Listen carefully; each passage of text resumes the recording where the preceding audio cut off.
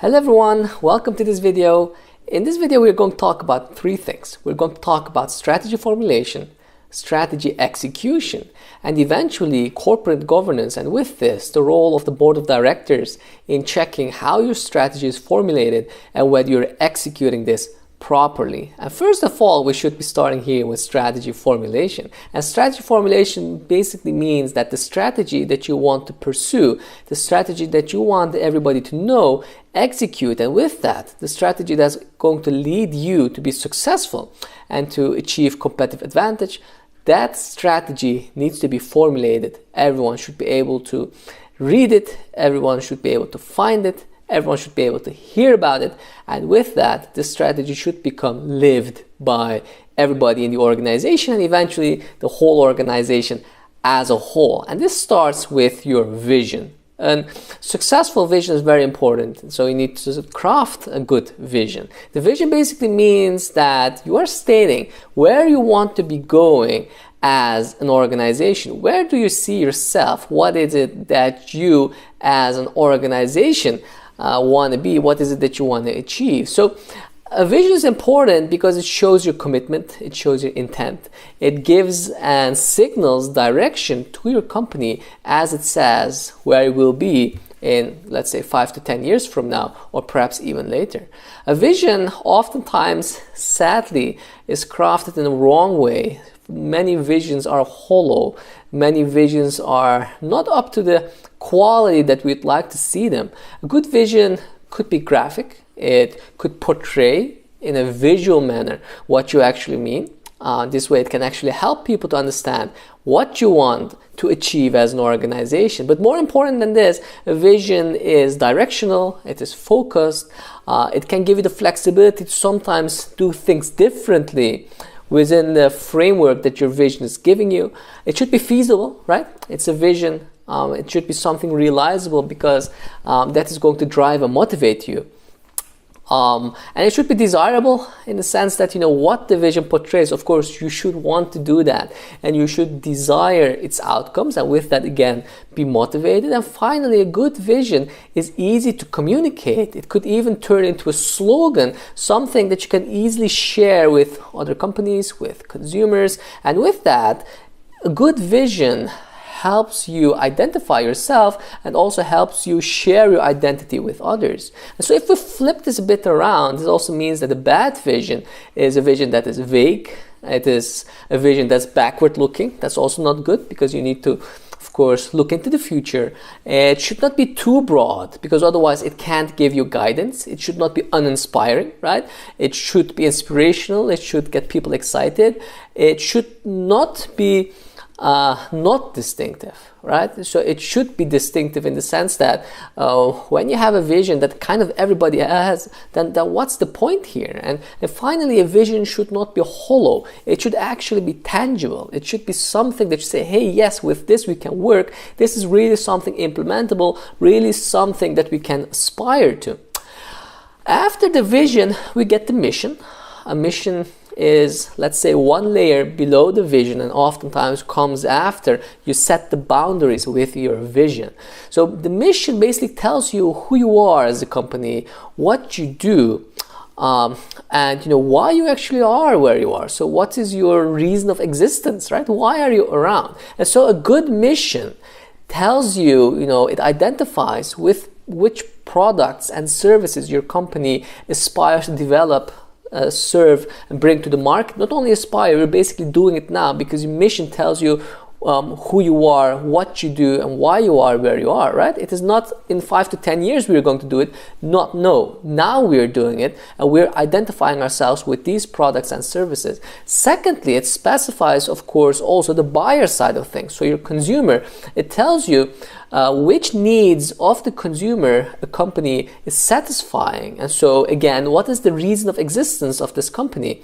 And finally, in doing this, in saying which services and products you're bringing to the market, how you're doing it, and to whom, which type of buyers, and for which reason, right? So what need of buyers are you satisfying? In doing all of this, a mission gives a company her identity. And that is super important. Through a vision, you're basically marking the boundaries, right? And then within those boundaries, with your mission, you're actually carrying out your identity, how you want to be, how you want to portray yourself. So a vision and a mission are interrelated, as you can understand. They work with each other. And having the vision and mission being set in a proper way, communicated and lived and embodied by everyone, then of course the execution of the vision and mission becomes very important. And for this, it is super important that your company has core values, company values, that are clear and that are actually going to help this vision and this mission to be executed in such a way that you can say, yes, this is the type of company that we are. And so these values give guidance to how people should behave, and how they behave, how they're of course going to successfully implement, execute the mission from day to day to eventually achieve the vision in the tomorrow. So we have said that visions are important, that missions are important, and that in executing these, people's values are important, and these of course also have to be formulated and of course also have to be shared with the employees in communicating what type of values are important and which should be stuck and hold on to, right? Then of course you need to start moving, you need to start executing, and for this you need more specific direction. Okay, we have a mission that tells us which products and which services we have, and which consumers we're going to serve their needs. But how exactly are we going to do this? And that's why objectives are very important. Objectives help you convert a vision through the mission and the values into specific targets that if you meet those, you're able to get where you want to go to from day to day, sometimes from year to year, eventually until you fulfill your mission. So objectives focus on attention. They help you focus attention. It helps you get direction, right? They help you identify the performance that you perform, right? It helps you track basically what you do well and what you don't, because you have specific objectives. If you fail them or if you're successful, it's going to be very easy trackable because you stated those in your objectives beforehand. And of course, objectives lead to motivation because you see what you need to achieve. Those objectives are what you want to fulfill because your company has stated that if you do that, you're able to achieve your longer term goals, and with that your vision. And because of that, objectives also do motivate. In this regard, companies can think of stretch objectives. These are objectives that are difficult to realize. They do really stretch your effort, but with that, challenge people to go the extra mile without per se penalizing them, punishing them for if they are not able to do it. It is a positive thing, a positive stimuli to make sure that people do more than they think they are perhaps able to do. So there are different types of objectives. You can have financial objectives, and they are really like, hey, this is the type of profit we want. This is the type of revenue we want in terms of percentages or in terms of amounts. Then you can have strategic objectives, and these are more in terms of market performance. So in terms of how do you want to position yourself against your rivals, against whom do you want to be better, what type of technologies do you want to lead in. Strategic, just like the word itself already defines. Then, of course, these financial and strategic objectives can be short-term objectives and they can be long-term objectives. And this way, short and long-term objectives interact with financial and strategic objectives. You can have a short and long-term financial performance objective, but you can also have a short and long-term strategic objective.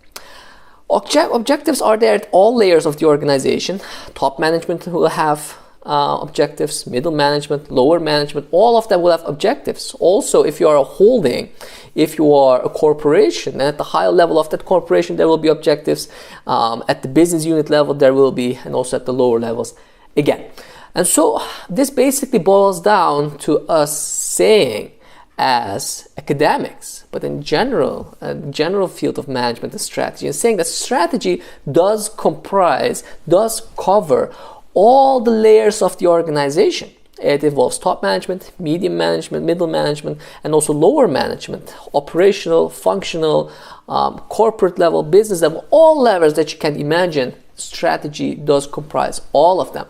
And because of that, we often say that strategy can be there in different forms, different hierarchical layers, let's say. Organizations can, for example, have corporate strategy. That is strategy at the holding level, at the highest corporational level, right? So if you think about Unilever, it has all sorts of smaller business units, within that all sorts of brands. But at the highest, the corporate level, Unilever also has to strategize and has to decide where it wants to move against other conglomerates, right? Then below the corporate level, corporate strategy, we have the business level strategy, which is, for example, one of the brands of, again, Unilever. Each of them will have a business behind them, and each of those will have, of course, business level strategy. Then below that, or inside of that business, if you wish, we get functional areas, marketing, finance, operations. All of these functional areas, again, have their own strategy.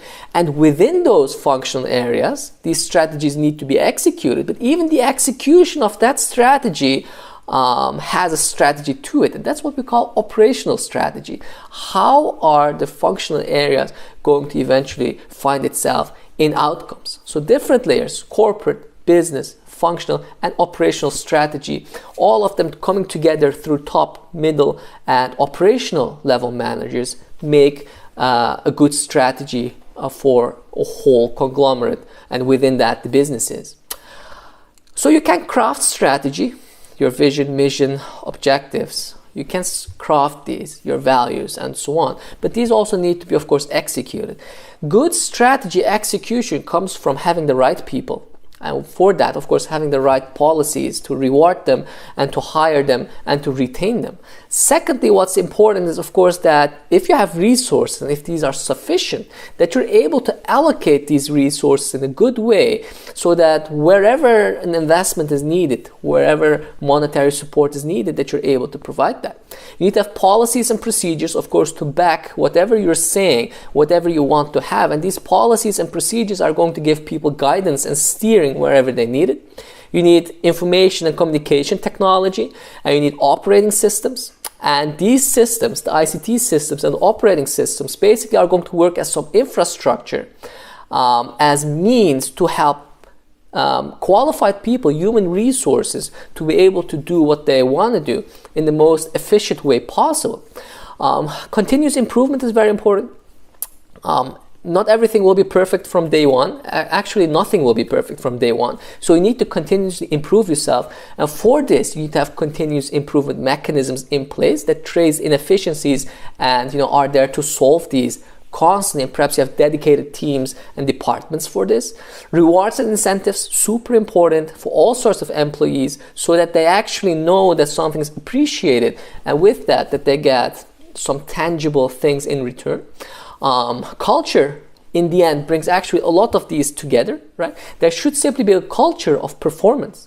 And this culture, if instilled in a good way, if institutionalized over the course of time, then this culture, when someone gets in it, then this person will understand that, hey, in this environment, this strategy is at the order of the day, and this strategy needs to be executed in the best way possible because people talk about it, they live it, they breathe it, they know it, and basically in their actions they demonstrate it. And finally, of course, such a culture can be instilled only and only through good leadership. And without good leadership, all the aforementioned may simply fail to exist or fail to continue if it once upon existed at a certain point. So good leadership instills a good culture of all of the aforementioned: good human capital, good resource allocation, policies and procedures, infrastructure through ICT and operating systems, continuous improvement processes, and rewards and incentive systems towards those things that you really want to realize. Finally, a company, of course, is managed through its executives, but then there need to be some checks and balances, right? And even a company's CEO, COO, CIO, and so on, all of the executives, even they need to be checked by someone or by at least a governing body. And that's what we call corporate governance. And this governance, corporate governance, is happening through the board of directors. The board of directors is a board with directors where you have people that basically oversee accounting and reporting. So it's basically, are the numbers correct and do they add up? And so is there any fraudulent practice going on or not? They critique a company's strategy and its business, right? So is the strategy proper? Is the business proper? Not only in terms of formulation, but also in terms of how it is executed. Then, of course, the executives are evaluated. Do they do what they need to do in the best way possible? And if so, there's a compensation plan. We talked about rewards and incentives, and of course, this is also important for CEOs, COOs, CIOs, and so on. And this compensation plan for executives basically is going to make sure that when executives do what they need to do, they are compensated in accordance. Of course, amid all of the happenings of today, there's a big debate about whether corporate governance works as it should from an ethical and sustainable point of view. Mainly, these corporate governance bodies think about profits, revenues, market shares, share prices, not that much about ethics and sustainability. And corporate governance, so goes the argument, might actually fall short in making sure that accounting, reporting, strategy, business, and executives' performance is actually also aligned with what is optimal from an ethical and sustainable point of view. But that I leave up to debate. I leave it up to you. I hope you enjoyed the video. If so, please don't forget to hit the like and the subscribe buttons. I wish you all the best in the world and hope to see you again anytime soon. Take care.